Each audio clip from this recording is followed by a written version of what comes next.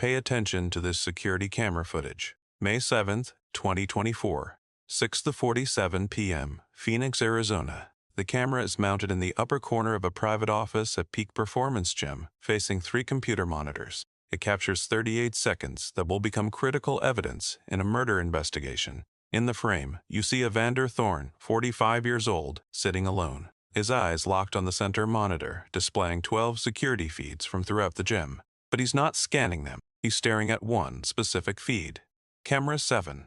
The private training room. On that screen, a young woman does assisted squats. Solenne Hayes, 21. White tank top, black leggings, blonde ponytail. Her trainer, Dashiell Cross, 25, stands behind her, hands near her waist for support. She finishes the set, laughs, playfully pushes his shoulder. He smiles back. Notice these details. Evander's jaw clenches when Dashiell touches her shoulder. His hand tightens around his coffee mug until knuckles turn white. His eyes don't blink for 7 full seconds. The timestamp jumps. 7:42 p.m., same day. Parking lot camera. Solenne and Dashiell walk to her silver Honda Civic holding hands. He kisses her forehead. They drive away together. Notice Evander's office light still on in the background.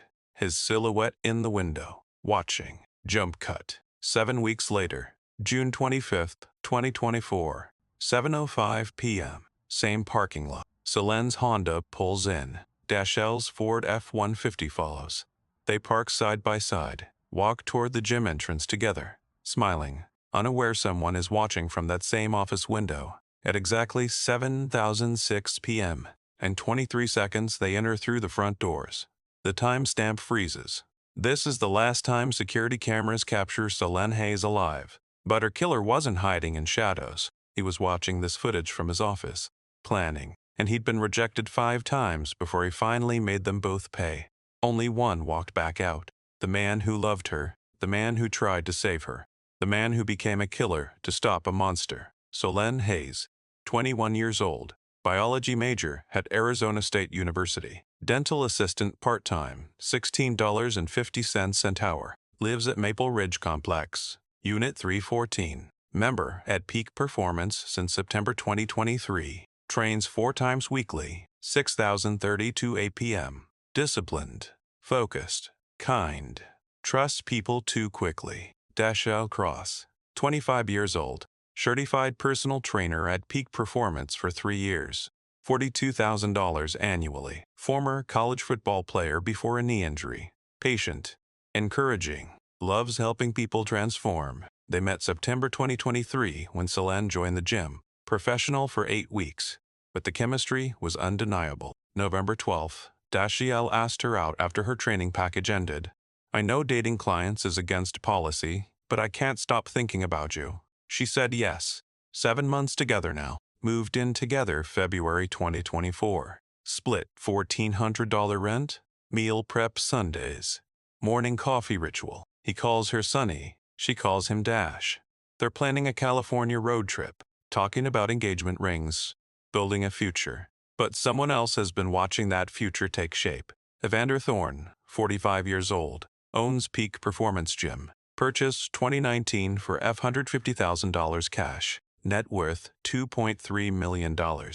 Divorced 3 years ago for controlling behavior. No children. Lives alone in a 4-bedroom Scottsdale house. Drives a black Mercedes. Always preferred younger women. His ex-wife was 12 years younger. Before her, he dated a 19-year-old when he was 38. She left after discovering he'd tracked her phone without permission. Evander noticed Solenne September 18, 2023. Her gym tour day. Watched her Psi membership papers. She has something special. A light. He owns the gym. Master keys. Security system administrator password. Can view all 12 cameras from phone, computer, office monitors. Access to client files with addresses, phone numbers. Week 1, he watched her workouts on cameras. 3 hours of footage. Week 2, positioned himself to accidentally run into her. Week 4, October 16th, approached directly while she did dumbbell rows. Your form needs work. I could offer private training. Complimentary. Thanks, but I'm good on my own. I have 20 years experience. I'm fine. Really. Rejection. Number 1. Week 6, he noticed her training with Dashiell. Watched them on camera 7. Watched professional boundaries blur. Week 8, parking lot camera captures them kissing. Evander replays that footage 11 times. November 20th, parking lot. Solenne walking to her car alone. Solenne, wait. I wanted to discuss your goals. Maybe over coffee. I have a boyfriend, Dashiell. I'm not interested. He's just a trainer. I own this gym. I could offer you opportunities. Please respect that I said no. Rejection. 2.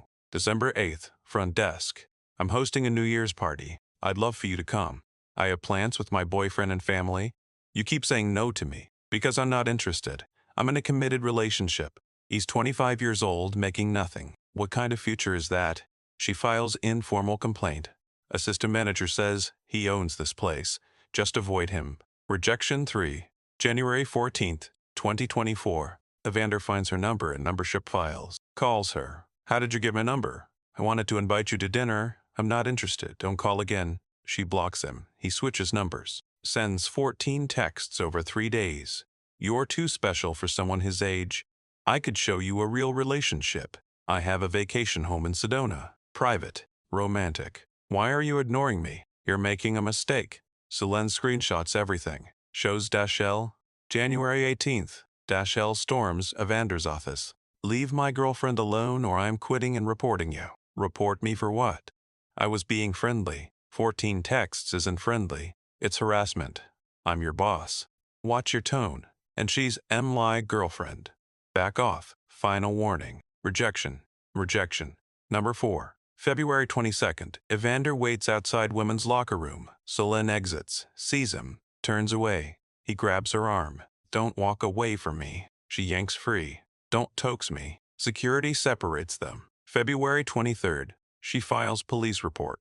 February 28th. Restraining order issued. 50 yards minimum distance. Rejection. Number 5. March 3rd, 11:47 p.m. Evander violates the order. Drunk at their apartment. Banging on the door. You called the police on me?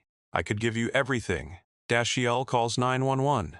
Evander arrested. Released next morning on $5,000 bail. March 5th. Court hearing. Judge extends restraining order to 100 yards. One more violation, you're going to jail. Dashiell wants to quit, but they can't afford it. His salary is their primary income, living paycheck to paycheck. The restraining order will keep him away, Solenne says. Neither sleeps well anymore. March 18th, 2024, 3:34 p.m. Dashiell's phone rings during a training session. Unknown number. He almost doesn't answer. His client is mid-set on the leg press, but something tells him to pick up. Hello, Dashiell. It's Evander. Dashiell's entire body tenses. His client notices. You okay? He steps away. You're violating the restraining order by contacting me. I know. I'm sorry. Please just listen for 1 minute. I'm not calling to cause problems. I'm calling to apologize, to make things right. I don't want to hear it. I'm selling the gym. Moving to Colorado Springs. I've already got a buyer lined up. Paperwork in process. This place, it reminds me of my mistakes. I can't be here anymore. I need a fresh start. Dashiell doesn't respond. Waits. Evander's voice is quieter now. Almost broken. I've been seeing a therapist, Dr. Sarah Mitchell at Phoenix Behavioral Health, twice a week for the past month. I'm on medication. Lexapro. 20 milligrams daily. I know I was wrong. The stalking, the messages, showing up drunk at your apartment. It was all wrong. I was wrong. Then why are you calling? Because I need closure. I need to apologize to both of you. Face to face. Not over the phone. Not through lawyers. Person to person. Then I'm gone. Out of Phoenix. Out of your lives. Forever. You'll never see me again. She doesn't want to see you. Ever. I know I don't deserve it. But I'm asking anyway. Begging. Please. Meet me at the gym tomorrow night. 7 p.m. Private training room B. Just 10 minutes of your time. I'll apologize properly, and then you'll never hear from me again. I promise on everything I have left. Dashiell is silent for 8 seconds. His mind racing. Is this real? Is Evander genuinely trying to make amends? Or is this another manipulation? Why should I believe you? Because I'm broken, Dashiell. Completely broken. I've lost my wife, my dignity, my reputation in this community. I don't want to lose the last shred of humanity I have left. Let me apologize. Let me take responsibility. Let me leave this city with some dignity intact. There's something in Evander's voice. Genuine defeat. raw vulnerability. It sounds real. It sounds like a man who's hit rock bottom and is desperately trying to climb back up. I need to talk to Solenne first. Of course, please talk to her. Call me back, this number. Please, Dashiell. The line goes dead. That evening, 6:15 p.m., Dashiell tells Solenne about the call. They're sitting in their small studio apartment. She's on the couch, knees pulled to her chest. He's pacing. Absolutely not. No. He's dangerous, Dash. You know that. I know. But he sounded different this time. Defeated.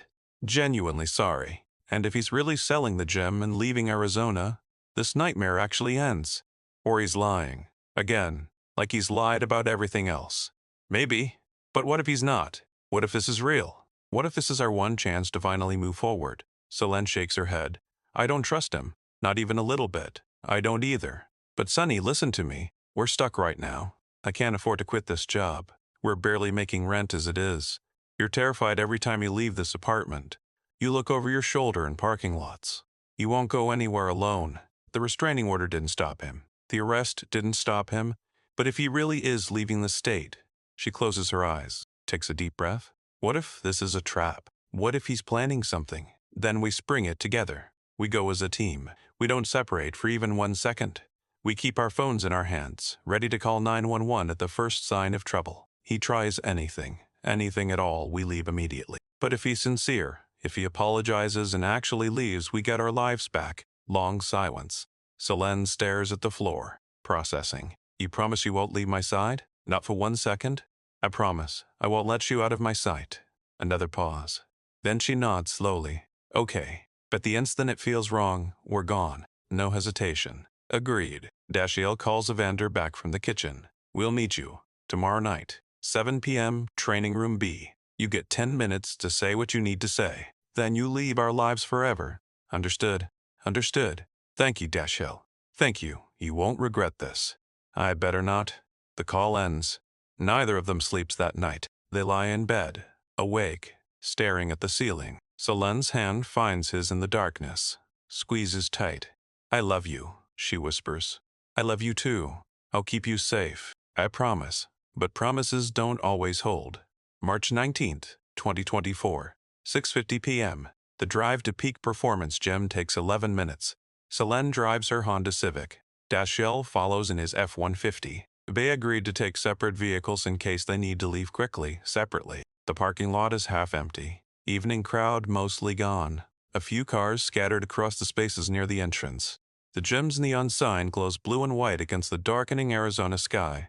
Solenne parks in spot 34 under a streetlight.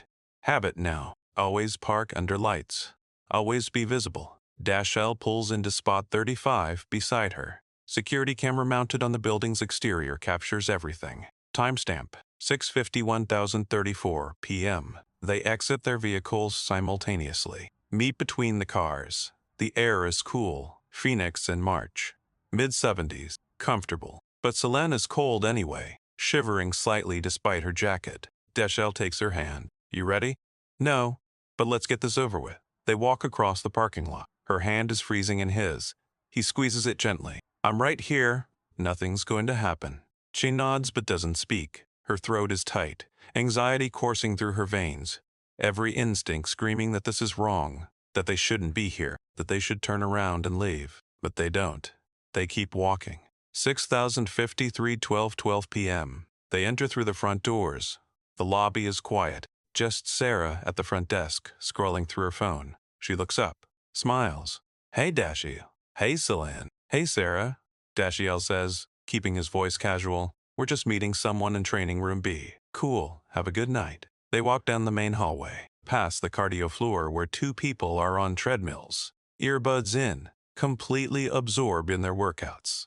Past the weight room where one guy is doing bench press, grunting with effort. Past the locker rooms, doors closed, no one visible. The gym feels emptier than usual, quieter, like the building itself is holding its breath. 6,545 p.m. They reach the private training room hallway. 4 doors, A, B, C, D, all closed. Soundproofed rooms for personal training sessions, small group classes, private workouts. Door B is directly ahead. Dashiell and Solenne stop in front of it. Look at each other, Last chance to back out, he says quietly. She shakes her head. No, let's do this. Let's end it. Dashiell knocks twice. Firm, clear. Come in. The bender's voice from inside. Calm, almost gentle. Dashiell's hand goes to the door handle. Cold metal. He turns it. The lock clicks. The door opens. They step inside together. 7:05, 23 p.m. Training Room B is exactly 15 by 20 feet. Soundproofed walls covered in black acoustic foam panels. One door behind them. No windows. No secondary exits. Weight racks mounted on the left wall. Resistance bands hanging from hooks on the right wall. Yoga mats stacked in the far corner. A bench press set up in the back with a barbell and various weight plates. Rubber flooring, black with gray flecks. Fluorescent lights overhead, bright and clinical. Evander sits on a weight bench near the far wall. He's not wearing his usual expensive clothes. No tailored suit. No designer watch. Just plain jeans and a gray t-shirt. His shoulders are slunked forward, hands clasped between his knees, head slightly bowed. He looks smaller somehow, diminished, like a man who's been defeated by life. Solenne and Dashiell stand near the door, about 12 feet away. Dashiell positions himself slightly in front of her, not blocking her, but close enough to intervene if needed. Protective stance. His body language screams, "You'll have to go through me first." The door closes behind them with a soft click. The sound feels final, heavy. "Thank you for coming," Evander says quietly, looking up. His eyes are red, like he's been crying. "I know I don't deserve it. I know I have no right to ask anything of either of you." Dashiell's voice is firm, controlled. "You have 5 minutes. Say what you need to say." Evander nods slowly, looks directly at Solenne. "I'm sorry for everything. The phone calls, the text messages, the stalking, showing up drunk at your apartment. It was all completely wrong. Inexcusable. I violated your boundaries. I made you feel unsafe. I terrorized you. And I'm deeply, truly sorry." Solenne's arms are crossed tightly over her chest. Defensive posture. "Then why did you do it?" "Because I'm pathetic." His voice cracks. "My ex-wife left me 3 years ago. She said I was emotionally unavailable, controlling. She was right. I've been alone ever since. This big house, successful business, money in the bank. But I'm completely empty inside. Hollow. Then I saw you, Solenne. And I thought, maybe you could fill that void. Maybe you could save me from this emptiness. It was delusional, selfish, wrong. That's not my responsibility," Solenne says, voice cold and steady. "I'm not here to fix you or save you or fill any void in your life. I know. I understand that now. My therapist has been helping me see how unhealthy my thinking was. I have attachment issues, control issues, a pattern of pursuing women who are unavailable because it gives me something to obsess over. I've been working on it. Medication, therapy, trying to be better." Dashiell shifts his weight, impatient. "We appreciate that you're getting help, but we're not here to validate your growth. You apologized. We heard you. Now we're leaving." "Wait." Evander stands up from the bench. Both Dashiell and Solenne immediately tense, muscles coiled, ready to move. Evander raises his hand slightly, non-threatening gesture. "Please, there's more I need to say. I need you to understand something. Make it fast," Dashiell warns, voice dropping lower. Evander takes a slow breath, then his expression changes. The vulnerability drains from his face. His eyes harden, his jaw sets. His voice drops to something darker, more intense. "I need you to understand that I love you, Solenne. Really, truly, deeply love you. Not some shallow crush or passing infatuation. Real, genuine love. The kind of love that consumes you." Solenne's eyes widen. "What? Everything I did came from that love? The watching, the messages, the attempts to connect with you. All of it. Because you're perfect. You're beautiful, intelligent, driven, kind. Everything a man could want. And you're wasting yourself on him." He points at Dashiell, voice rising. "A 25-year-old personal trainer making $40,000 a year, living paycheck to paycheck. No real future. No security. I could give you everything. A real life, financial stability, travel, a home, children, everything you deserve." Dashiell steps forward, anger flashing. "We're leaving. Right now." And no, Evander's voice rises sharply. "You need to hear all of it. You need to understand what you're refusing." "Understand? What?" Solenne's voice shakes now, fear creeping in. Evander's words come faster. "Manic energy building. I've been watching you for months. Really watching you. Not just at the gym. I installed cameras. Hidden cameras. In the women's locker room, in the private training rooms, in the shower area. I have hundreds of hours of footage of you changing clothes, showering, working out. I've studied every movement, every expression, every moment. I know you better than anyone. Solenne's face strains of all color. Her hand flies to her mouth. You've been spying on me? Not spying. Cherishing. Documenting. Loving every moment. You're beautiful, Solenne. Even when you don't know anyone's watching. Especially then. Can't you see? This is R. My love is R. I'm offering you everything. Dashiell charges forward. You're sick. You're a poridator. You're going to Purison for this. Evander backs up 2 steps. I had to tell you, so you'd finally understand. This isn't some pathetic crush. I love you. I love you more than he ever could.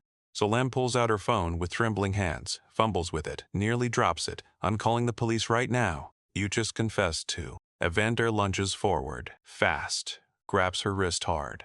No, you can't. Dashiell shoves Evander away with both hands, hard. Get your hands off her! Evander stumbles backward, catches his balance, grabs Dashiell's shirt with both fists. If you call the police, I lose everything. The gym, my reputation, my entire life. Dashiell rips free, fabric tearing. You should have thought about that before you became a pure dater who spies on women. Solenne's phone screen illuminates. Her thumb hits 911. The screen shows calling emergency services. Evander sees it. His face transforms. Vulnerability gone. Apologetic demeanor gone. Pure, unfiltered rage takes over. His eyes lock on the phone in Solenne's hand. He turns sharply to the weight rack on the left wall. Grabs a 45-pound dumbbell with both hands. Heavy. Solid. Metal. Dashiell sees it happening. Wait, don't. Evander pivots. Swings the dumbbell in a wide arc. Time seems to slow. The metal connects with the left side of Dashiell's head. Above his ear. Crack. The sound echoes in the soundproof room. Dashiell's head snaps sideways. His knees buckle. He drops. Hard. His head bounces off the rubber floor. Blood immediately. Pulling fast from the 4-inch gash above his ear. Solenne screams. High-pitched. Primal. Terror and horror combined. Dashiell. She drops her phone. It skitters across the floor. Emergency call still connecting. She falls to her knees beside him. Dash, oh my God, stay with me. Please stay with me. His eyes are open but completely unfocused. Vision blurred. Room spinning violently. Everything tilted and wrong. He tries to sit up. Can't. His arms don't work right. Solenne, run, get out. His voice is weak, slurred. Evander drops the dumbbell. It hits the floor with a heavy thud. He grabs Solenne by her hair, yanks her backward violently. She screams again. Help. Somebody help use. But the room is soundproofed. The gym is mostly empty. 2 people on treadmills 3 hallways away. They hear nothing. Evander drags Solenne toward the wall. She claws at his hands. Kicks. Twists. Fights with everything she has. You did this. Evander shouts, spittle flying. You made me this way. I loved you. I would have given you everything, and you threw it back in my face. You humiliated me. You called the police on me. Let me go. Please. Evander's eyes land on the resistance bands hanging from wall hooks. Long, thick, black rubber. Perfect. He releases her hair with one hand, grabs a band, yanks it free from the hook, wraps it around her neck. She feels it. Cold rubber against her skin. Her hands fly up. Too late. He pulls. 7:09 p.m. Solenne's hands claw desperately at the band, trying to get fingers underneath. She can't. It's too tight, cutting into her throat. Her face turns red almost immediately, then darker red, then purple. She gasps. Mouth opening and closing. No air. Windpipe completely crushed. Her legs kick out. Heels hitting the floor. Eyes bulging, looking at Dashiell. He's on his hands and knees now. Blood streaming down his face, down his neck, soaking into his shirt. Vision swimming. Everything doubled and blurry. Stop. Please stop. His voice barely audible. He tries to stand. One leg under him. Falls. The room won't stop spinning. Solenne's kicks are getting weaker. Slower. Her struggles fade. Hands dropping from the band. Arms falling to her sides. Evander keeps pulling. Knuckles bone white. Muscles straining. face contorted with rage and tears streaming down his cheeks. "If I can't have you, nobody can. You're mine. You were always supposed to be mine." Solenne's eyes lock on Dashiell's one last time. She can't speak, can't breathe, can't move anymore. But he knows what she's trying to say. He can see it in her eyes. "I love you. I'm sorry. This isn't your fault." Then the light goes out of her eyes. They go vacant, empty. Her body goes completely limp. Evander holds the tension for 5 more seconds, making sure, then releases the band. Solenne collapses face down onto the rubber floor, arms at her sides. Blonde hair spread across the black surface. 21 years old, dead. The woman Dashiell was going to marry. The future they were building together. Gone. 7/7/10 p.m. Evander stands over Solenne's body, breathing hard, hands shaking. He looks at Dashiell still on the ground, bleeding, weak. "This is your fault," Evander says, voice flat. "You took her from me. Now look what you made me do." He steps toward Dashiell, picks up the 45-pound dumbbell again, raises it above his head. "You should have just let me have her." Something breaks inside Dashiell. The woman he loves is dead. 3 feet away, face down, not moving, not breathing. And her killer is about to finish the job. Rage. Pure, unfiltered, primal rage. Adrenaline floods his system. Pain vanishes. Vision clears. Head wound still bleeding, but he doesn't feel it anymore. Dashiell lunges from the ground, grabs Evander's legs, tackles him hard. The dumbbell falls, crashes to the rubber floor with a heavy thud. They collide, roll across the mat. Punch, claw, grapple. Dashiell is younger, faster, trained athlete. But Evander is heavier, desperate, fighting for his life. Dashiell, voice raw, primal, barely human. "You killed her! You killed her!" He pins Evander, punches his face. Once, twice, 3 times. Blood sprays from Evander's nose, cartilage cracks. Evander tries to push him off. Can't. Dashiell's too strong, too enraged. Dashiell grabs the front of Evander's shirt, slams his head against the floor. Once, twice. Evander's eyes roll back. Dazed. Dashiell stands, stumbles, blood from his own head wound dripping into his eyes. Wipes it away with his forearm. He looks at Solenne's body, blonde hair spread across the black rubber floor. Face down, one arm bent beneath her, the other stretched out toward where he'd been lying. She'd been reaching for him, even as she died, trying to reach him. 7:11 p.m. Dashiell picks up the dumbbell, 45 pounds. Cold metal, heavy, stands over Evander. Evander's face is a mess. Nose broken, blood pouring from both nostrils. Left eye already swelling shut, mouth bleeding. He's trying to sit up, groaning. "Wait." Evander chokes on blood. "Please, I didn't mean." "She begged you to stop." Dashiell's voice is ice. "Did you wait? I lost control. I'm sorry. You're sorry now?" "Now." Evander tries to crawl backward, hands slipping in his own blood. "Please, I'll turn myself in. I'll confess everything. She's dead. Confessing won't bring her back." Dashiell raises the dumbbell above his head. Evander puts his hands up. "Wait, wait." Dashiell swings. The dumbbell connects with Evander's skull. Crack. The sound echoes in the soundproof room. Evander's head snaps sideways. Blood immediately. Skull fractures. He collapses onto his back, still breathing, gasping, eyes unfocused. Dashiell swings again. Crack. Frontal bone caves in. Again. Srack. Parietal bone shatters. Again. Srack. Each blow accompanied by Dashiell screams, "You crack! Keld! Crack! Held! Sir crack! Hair! Sir crack! Hesh! Hesh! Shrack! Was! Sack! Everything! Shrack!" Evander stops moving, eyes open, but vacant, blood pooling beneath his head. Dark, spreading across the rubber floor. Dead. Dashiell swings one more time. Crack. Then stops, breathing hard.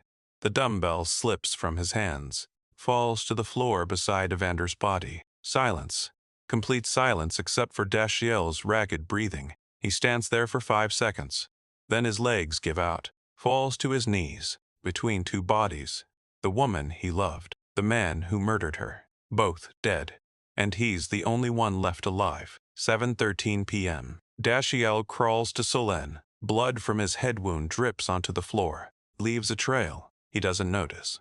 He reaches her body, gently turns her over. Her eyes are still open, empty, staring at nothing. He closes them with trembling fingers. "I'm sorry," he whispers, voice breaking. "I'm so sorry. I should have been faster. I should have protected you better. I should have..." He can't finish. Sobs rack his body. He pulls her upper body into his lap, holds her, rocks her. "I love you. I love you so much. Please come back. Please." But she doesn't move, doesn't breathe, gone. He holds her for 3 minutes, then remembers his phone. Where is it? He looks around, sees it on the floor near the door. Must have fallen from his pocket during the fight. He carefully lays Solenne back down, strings her shirt, brushes hair from her face, stands, stumbles to his phone, picks it up, hands shaking so badly he can barely unlock it, dials 911, 7:25 p.m., 911 operator. 911, what's your emergency? Dashiell, voice completely broken. "My girlfriend, she's dead. He killed her. I tried to stop him. I had to. I had to kill him." Operator, sir, where are you right now? Dashiell, Peak Performance Gym, Training Room B. Please hurry. Operator, is the person who attacked you still a threat? Dashiell, looking at Evander's body. "No, he's dead. I killed him. Oh God, I killed him." Operator, sir, are you injured? Dashiell, my head, he hit me with a dumbbell. But Solenne, you have to help Solenne. Operator, is she breathing? Dashiell starts crying again. No, she's not breathing. She's gone. She's gone. She's gone. He strangled her. I watched him kill her. I couldn't stop him fast enough. Operator, help is on the way. 2 minutes out. Stay on the line with me. What's your name? Dashiell. Dashiell Cross. Operator. Dashiell, I need you to stay calm. Don't touch anything. Police and paramedics are almost there. Dashiell, she was going to be my wife. We had plans. We were happy. And he took her. He just took her. Operator, I understand. Help is almost there. Dashiell slides down the wall, sits on the floor, stares at Solenne's body. "I'm sorry," he whispers to her. "I'm so sorry." Operator, Dashiell, are you still there? "Yeah, I'm here." "What happened? Can you tell me?" "He lured us here. Said he wanted to apologize. But it was a trap. He confessed to spying on her. Hidden cameras. She tried to call police. He attacked me, hit me with a dumbbell. Then he strangled her with a resistance band. I tried to save her, but I was too slow. Then he was going to kill me too, so I grabbed the dumbbell, and I hit him, over and over, until he stopped moving." Operator, okay. You did what you had to do. Police are entering the building now. 7:27 p.m. The door to Training Room B bursts open. 4 officers, guns drawn. "Police! Hayes!" where WE can see them. Dashiell slowly raises his hands, still sitting against the wall, covered in blood. His own blood, Evander's blood, Solenne's blood. "She's dead," he says quietly. "He killed her. Then I killed him.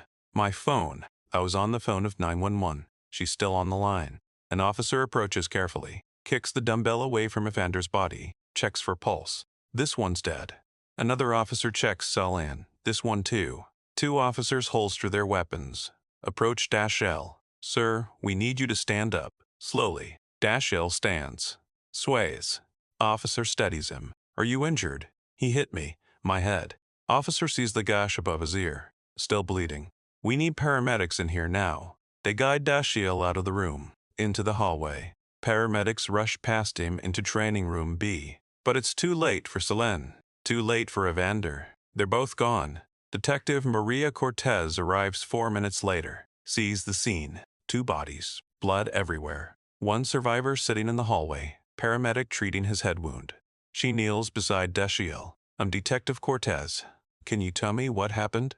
Dashiell looks at her, eyes hollow, traumatized. "He killed her. So I killed him." March 19th, 2024, 8 p.m. Midnight crime scene investigators flood Training Room B. Photographers document everything. The bodies, the dumbbell, the resistance band, the blood spatter patterns, the positions where each person fell. Evidence collected, security footage, 6:51 p.m., Solenne and Dashiell arrive. Park side by side, walk together 6,053 p.m.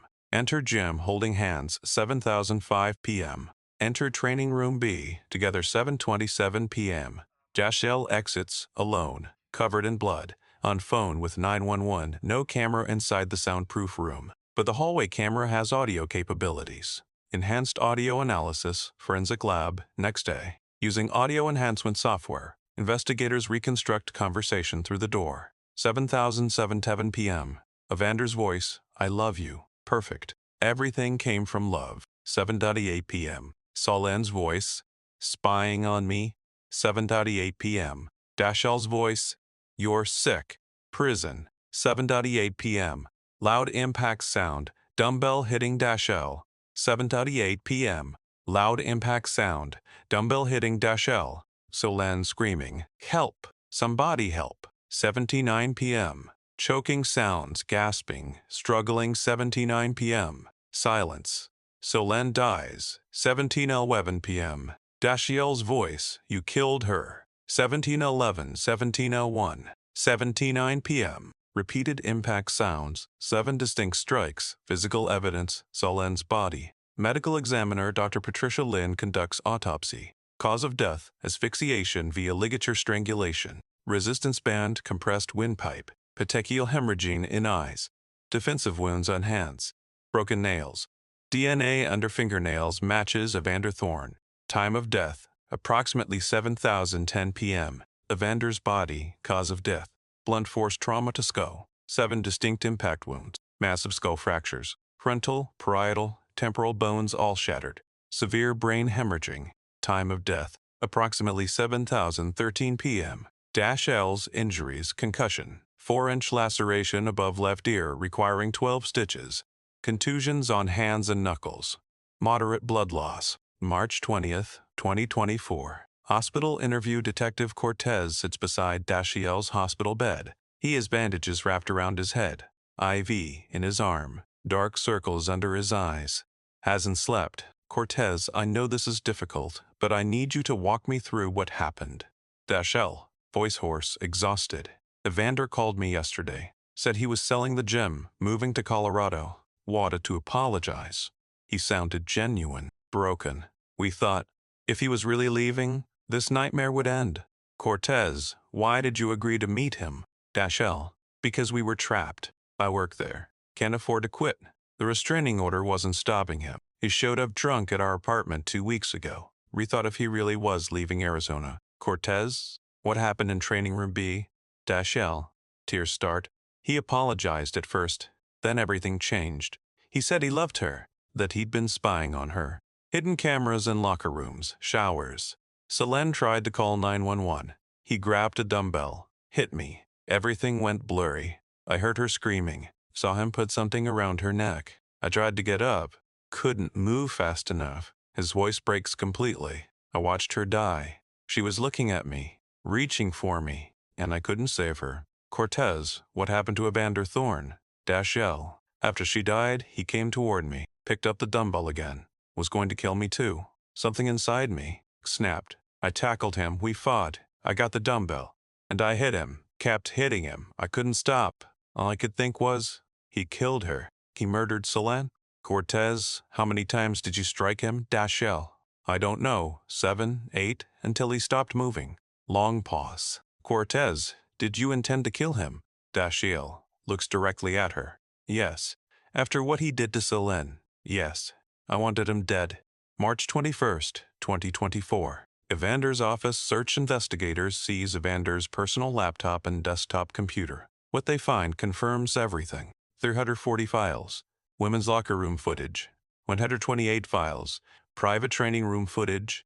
94 files. Shower area footage. 67 files. Solenne specifically. 53 files dating back 6 months.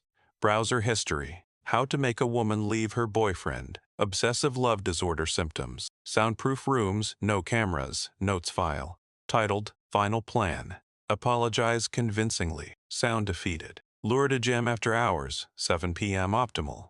Training room B. No interior cameras. Soundproofed. Make her understand she belongs with me. If she refuses, can't let her ruin my life. The last line chills investigators. Premeditation. March 25, 2024. District Attorney's decision. District Attorney Rebecca Walsh reviews all evidence. Security footage, audio recordings, forensic reports, Evander's computer files. Dashiell's statement. She holds a press conference. After thorough investigation, we have determined that Dashiell Cross acted in lawful defense of another and subsequently in self-defense. Evander Thorne murdered Solenne Hayes in a premeditated attack after luring the couple to an isolated, soundproof location under false pretenses. Mr. Thorne was a documented stalker with a restraining order. He confessed to illegal surveillance. Mr. Cross attempted to save Mr. Hayes' life and, after witnessing her murder, defended himself from imminent deadly threat. No charges will be filed against Mr. Cross. Legal justification. Defense of another. Dashiell reasonably believed Solenne's life was in danger. Used force attempting to intervene. Self-defense. After Solenne's death, Evander posed imminent threat to Dashiell with a dumbbell. No duty to retreat from life-threatening situation. Heat of passion.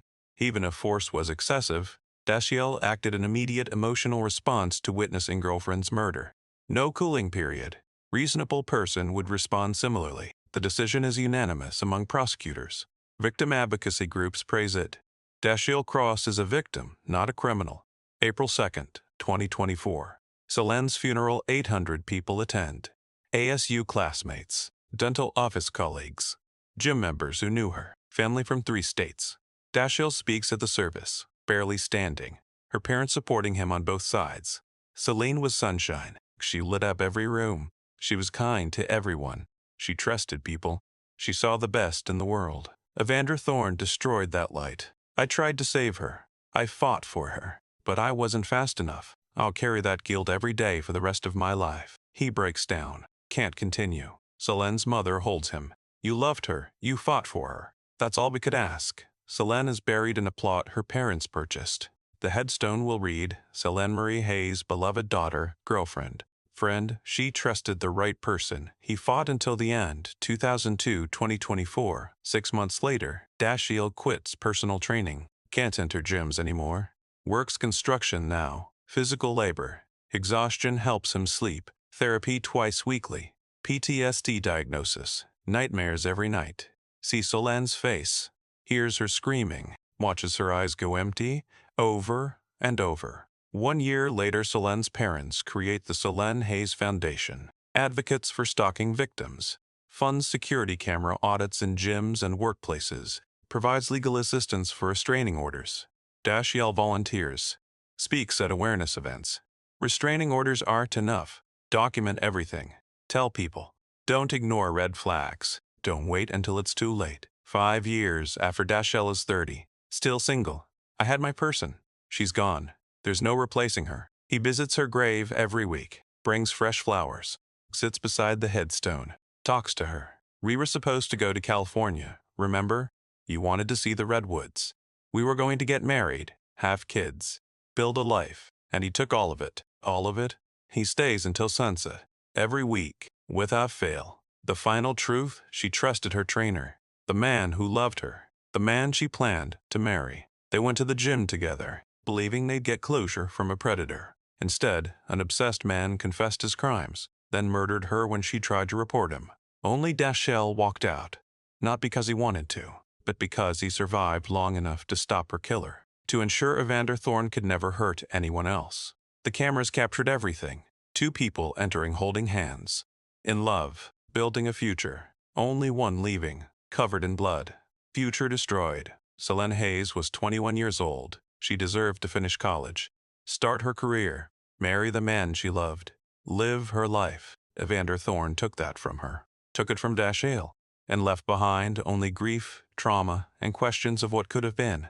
The security footage remains sealed as evidence, but those who've seen it say the same thing. You can see the exact moment they enter training room B, hopeful this nightmare is finally ending. You can see Dashiell exit alone 22 minutes later, destroyed, forever changed. Because sometimes survival isn't victory. It's just a different kind of death, one that lasts a lifetime.